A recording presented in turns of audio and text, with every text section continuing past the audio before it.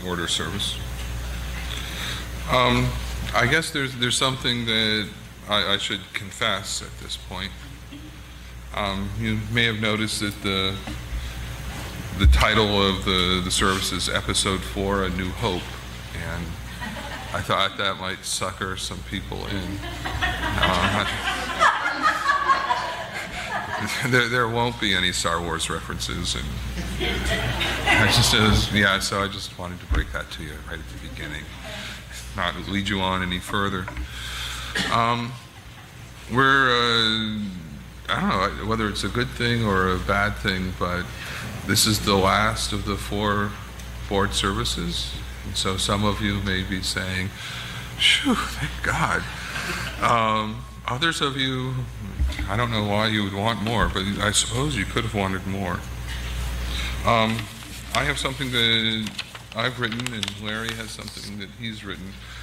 We're both reading the little book that apparently is in short supply. Is that right? Carl, you're still trying to get a hold of one? No, he got the one I got because I'm getting yours. Okay. We're apparently, trading them around, and we were working on the last 3 chapters. So, we're still trying to pass them around. So I attempted something that actually I think Carl would not approve of. I tried to deduce from first principles, and Carl seems to think that that's not an appropriate methodology. He prefers empirical research, I think. Isn't that right? I can't hear you. You can't hear me. I said I did something that probably you won't approve of. I tried to deduce from first principles various things, and I think you'd express that you preferred empirical. Yeah. So you'll have to get through this somehow. Okay. So here we go. As UUs, we have 7 principles, and when we're asked what we believe, we say we have 7 principles. Some of you may even be able to recite them from memory. For those of you who cannot, here they are. First principle, the inherent worth and dignity of every person. Second principle, justice, equality, and compassion in human relations. The third principle, acceptance of one another and encouragement to spiritual growth in our congregations. The fourth principle, a free and responsible search for truth and meaning. The fifth principle, the right of conscience and the use of the democratic process within our congregations and in society at large. The sixth principle, the goal of world community with peace, liberty, and justice for all. And the seventh principle, respect for the interdependent web of all existence of which we are a part. In fact, I think isn't that what yesterday was about? Given that we're not a creedal faith, these principles cannot be a required set of beliefs about the divine. And since we're a covenantal faith, how do the 7 principles recognize our covenantal relationship? There may be some of us who might say, I agree with the 7 principles, but I did not agree to any covenant. This covenant stuff was just sprung upon us. First, what is this covenant? It is a commitment which we freely take upon ourselves. We recite it at the beginning of each service. This is our great covenant, to dwell together in peace, to seek the truth in love, and to help one another. The 7 principles are linked through the concept of stewardship of our community to the covenantal relationship we have chosen to have with one another. We are not owners of our fellowship or church. We are caretakers of something greater than ourselves. And the way we act as stewards is by expecting of ourselves that we keep the welfare of the community in mind in all of our actions. We are chalice keepers. The welfare of the community and its continuation into the future is our responsibility. Our being committed to living in covenant is how we exercise this responsibility. The easiest way for us to recognize the concept of stewardship as being already in the 7 principles is by understanding the basis of the 7th principle, respect for the interdependent web of all existence of which we are a part. UUs are a part of a general theological movement which asserts that the earth has not been given to human beings to do with as they please.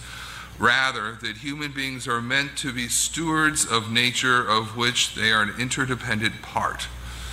Some of us may feel uncomfortable with the "are meant," since it may seem to involve divine creation and would not fit our individual theology. But the set of responsibilities which arise for human beings, and even these other denominations, is easily recognizable to us. Specifically, that the power to impact the natural world brings with it a responsibility to preserve and protect the interdependent web of all existence of which we are a part. What is the basis for my having such a responsibility? Because I am part of something greater than myself, upon which I depend in order to flourish, and which is not mine to dispose of. I am not the owner of the interdependent web, I am part of it. Hence, I should use my ability to influence the interdependent web to do my part to preserve and nurture it so that it can continue in health into the future. I'm not an owner, I'm a steward. But I cannot do this alone. I need the help of others, a community. At UUFC, we tend to think of stewardship as the pledge campaign, and providing financial support is an important aspect of helping sustain the community into the future. And as a board member, I would say, give often. However, we are stewards of something more than a gathering place for free thinkers in a land of intolerance. Sometimes I think we misunderstand the fact that we are a liberal fellowship or church to mean we are a fellowship or church of liberals, a place where liberals can gather, a sort of liberal country club. As a result, stewardship is sometimes thought of us as merely helping keep the lights on and the staff paid at the club. Also, as a result, people sometimes ask, what is it that I'm getting out of the money I'm paying in? And a focus on membership privileges and rights. Providing appropriate financial support is only a small part of being a steward. Stewardship necessarily involves seeing oneself as part of something bigger than oneself that you depend on and on which you have a responsibility to nurture. Our fellowship represents a community which we as members do not own, and as members we should. 1. Respect the interdependency of all present members on the work of past members. 2. Respect the interdependency of the future members of this fellowship with the way we interact with one another presently. And 3. Respect the interdependency of the continued existence and health of this fellowship with the health and future existence of the world to which we are interconnected. This fellowship is not ours to do with as we please, according to our desires and feelings, any more than nature would be ours to do with as we pleased. Rather, the fellowship is ours to care for, nurture, and grow. And the way we care for our fellowship is by being in a covenantal relationship with one another. For it is by being in covenantal relationship with one another that we can move from being a group of individuals who gather in one place on certain days to pursue our pet projects to becoming and maintaining a beloved community which can impact the world around us. Our covenantal relationship is how we put the 7 principles into practice. It is a recognition that we are interconnected with each other and the world, and this interconnectedness implies that we should maintain our fellowship through right relations. This covenantal relationship is a recognition that our goal of world community with peace, liberty, and justice for all starts with the community which we create with our actions and words.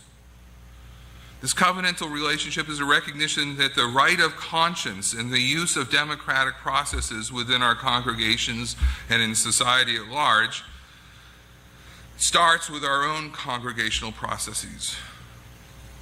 This covenantal relationship enables a free and responsible search for truth and meaning by allowing for the respectful exchanges of differing perspectives.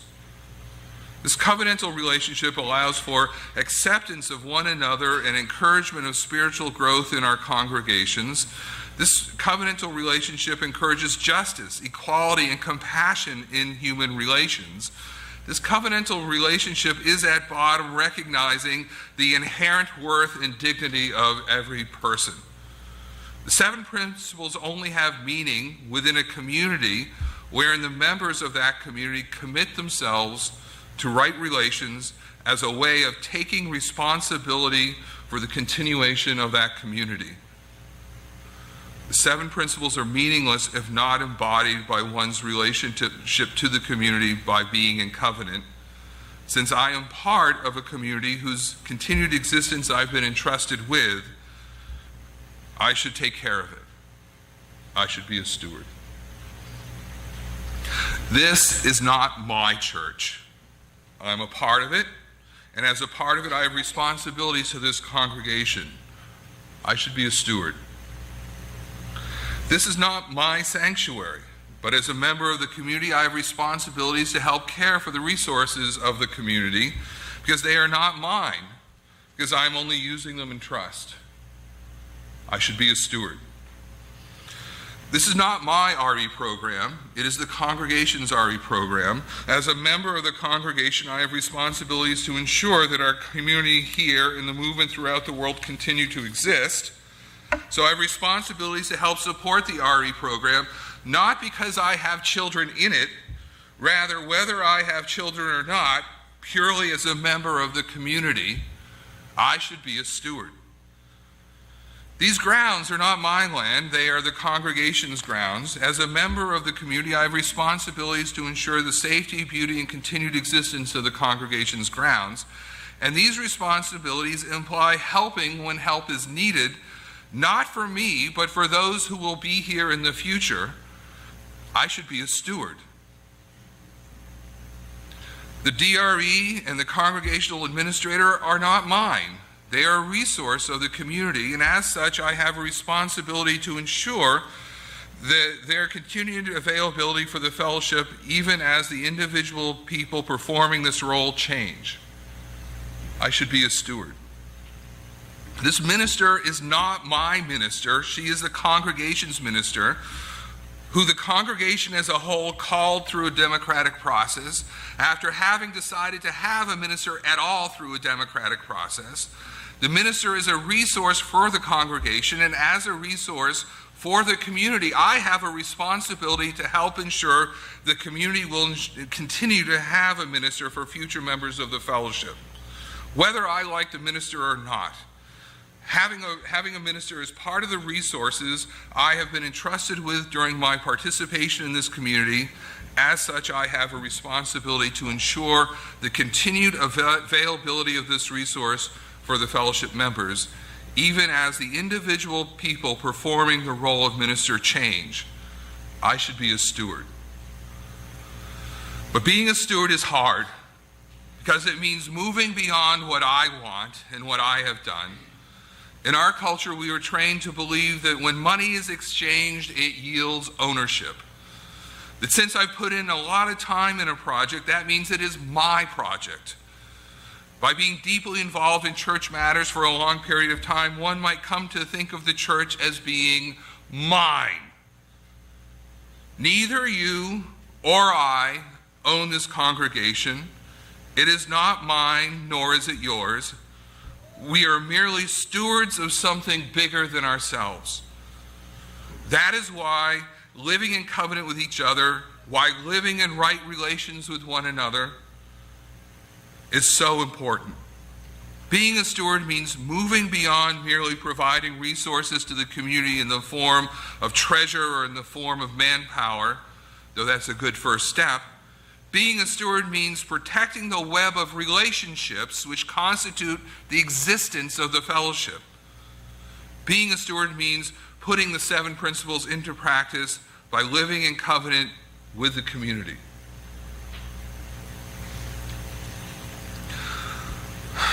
My friend Riley was a steward of this community. I should attempt to be a steward as well.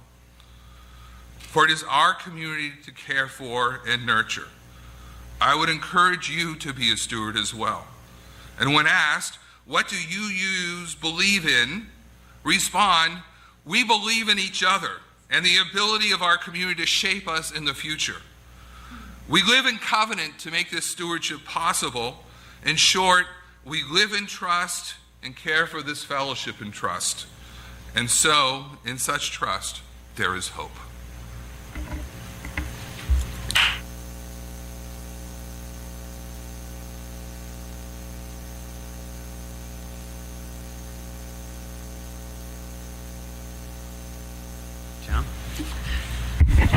So I'm reminded of a story here as we talk about the fellowship. So I first came with my wife Elaine and our children in 1991, I think is the first time we came in. And one of the things I was impressed about as we walked in was the amount of stewardship that people were doing, that were voluntarily taking place. And it was a generation before my generation, I guess, in the stewardship thing, and you can see gray hair here, so that's quite a while ago, right? But we had Carl Ulbrich, Alex Holt, Merrill Palmer, and a lot of other people of that generation who are gone now, who were making sure that UUFC continued. And so a large degree what we're talking about with covenant is we are, as Tom pointed out, talking about stewardship. We are taking care of not only the facilities, we're taking care of the planet, this being Earth Day weekend, and we're taking care of ourselves. So Tom discussed how the UU 7 principles lead into this covenantal relationship. I want to talk more carefully or in greater depth about how stewardship is about accepting responsibility. And why accepting responsibility is essential for a covenantal community. I want a note of caution here first. So I'm not going to deliver a book report about it. So there's thoughts coming in not only from the book that everybody is reading, but from other other aspects, other relationships that have occurred during my time here. So covenant means that we are responsible for maintaining right relations with others in the community. Now, the word responsible is large in that sentence. But what exactly does responsibility mean? It means that we are responsible, as Tom was saying before that, for ourselves, for the church around here, for the planet, which all of us, I'm sure, because this is Earth Day weekend, are aware of that. Stewardship also implies that we are accepting this voluntarily, right? So it's not a paid job. We are accepting to volunteer to take care of this because we are accepting responsibility for our community and our lives. That means that we are doers. So stewards are doers. And as a doer, we are saying we are not a victim. Right? I mean, that's it, right? We're saying we are going to change the world. We are changing the world.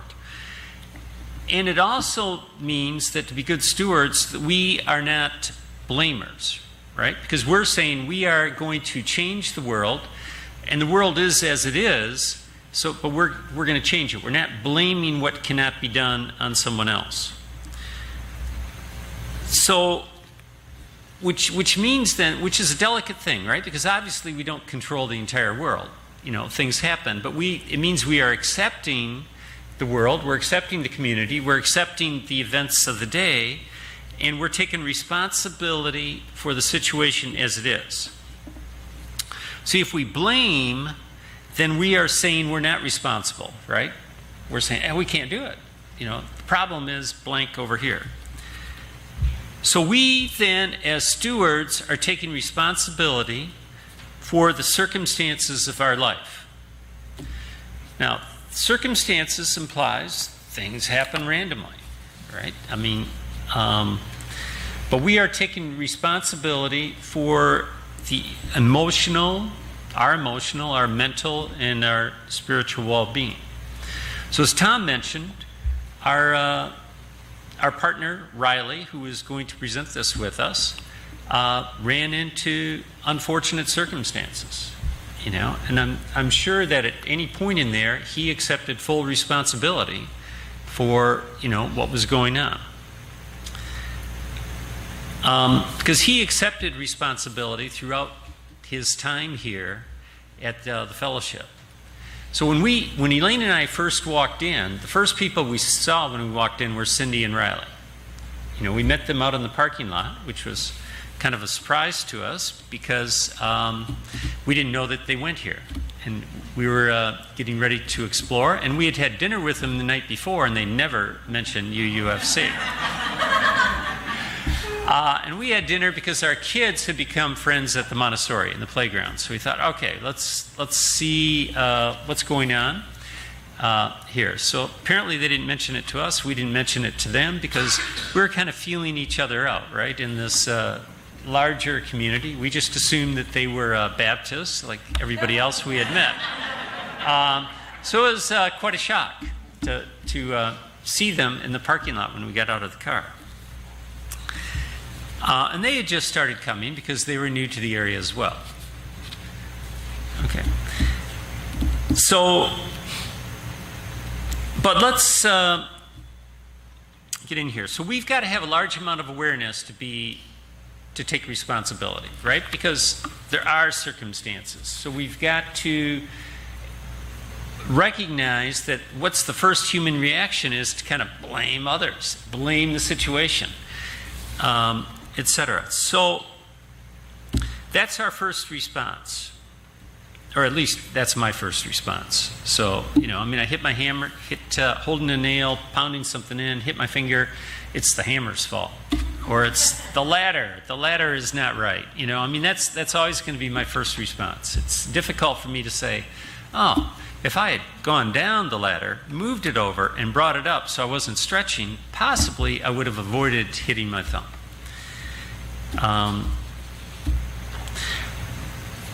So, in a larger context, being able to feel responsible means that when things are not going right, we've got to deal with our fear. And so our fear is that, I think for me at least, fundamentally that I'm not good enough or not good people. So I've got to accept that hey, I make mistakes, you know, and I can still be good people. Another thing about accepting responsibility means that we have got to ask other people to accept their responsibility. So in any situation that goes wrong, I am partially responsible and I can accept my responsibility. But others have to accept theirs. And as a steward, I can't be a hero and take other people's responsibility. You know, so I can support others in taking their responsibility, though. So to be responsible means then that we ourselves are in control of our lives. Psychologists call that an internal locus of control. Okay, so which means instead of blaming others for the situation we're in, we're accepting responsibility for the situation and that we are going to manage it or be a doer in that. So again, my first reaction is to blame others. So taking a step back from that, how do I shift from blaming to being responsible? That means I've got to learn, right? So how do I become a learner? I mean, how do I develop my self-awareness and do that? And so that's the advantage of being in the community, actually, because that means every interaction is an opportunity for me to become a learner, to become more self-aware of what's going on. But the key to that shift is I have to not be committed to being right. Now, I'd like to be right. Okay, I mean, don't get me wrong here. But I have to back off from the fact that the way I perceive and see the world is the way it really is. Right? I mean, that I got to step back from that and to say that, well, okay, maybe I'm not right. Or my perception is not the correct perception. And when I back off from that, I am able to step out of the drama triangle. Now, we all like soap operas, we all like good theater, etc., and it's always based on drama, right? But I just find life is so much easier if I can stay out of the drama triangle and I go to the movies to experience it. So, the drama triangle, though, can feel good, right? When you're up in it, because it's like, look at, I'm right. You know, I'm right and you're wrong, and let me prove to you how you're so wrong. Okay, but, you know, that just spirals out of control, right? And then pretty soon, we are not accepting our responsibility, right? We're more focused on proving that the other person did whatever, or the other people, the other group. Okay, so how do we shift? I mean, so there are a lot of books filled with just all kinds of essays and all kinds of examples how to shift, you know, yoga, deep breathing, a lot of things in there. But one simple one in groups is just to ask questions that begin with, I wonder. I wonder, you know, because what you're really doing is you're kind of taking yourself out of the current context and moving there. So my question for you right now is to ask ourselves this question. I wonder what UUFC would be like if all of us could commit to giving up being right. Okay, so I wonder what this community would be like if all of us gave up our drama triangle of proving that we are right. Now, I want to clarify here. There's nothing wrong with being right, okay? I do like to be right. I put a lot of effort into being right. Okay, but it's the fighting and the pushing and the kicking and the screaming and the yelling that creates the problem, right? As we try to prove that we are right. So that's what creates the drama triangle. So the effort in advance to be right is fantastic. Okay, it's the post hoc kicking and screaming about why I was right that creates the issue. Okay, so let's just contemplate about that. What would UUFC be like if we gave up, you know, our drama triangle, and then ask ourselves this question: what are you feeling right now?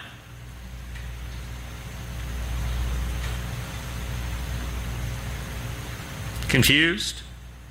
Bored? Anxious to leave? Okay.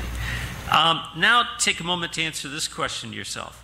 Would you feel safe sharing this with the person sitting next to you?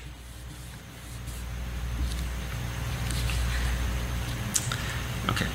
Now, here's the catch, because we want to be a learning community with this sense of wonder, right? We're giving up our drama triangle. We want to become a learning community. All of us are growing together. But to do that, we really have to be able to share with candor, right?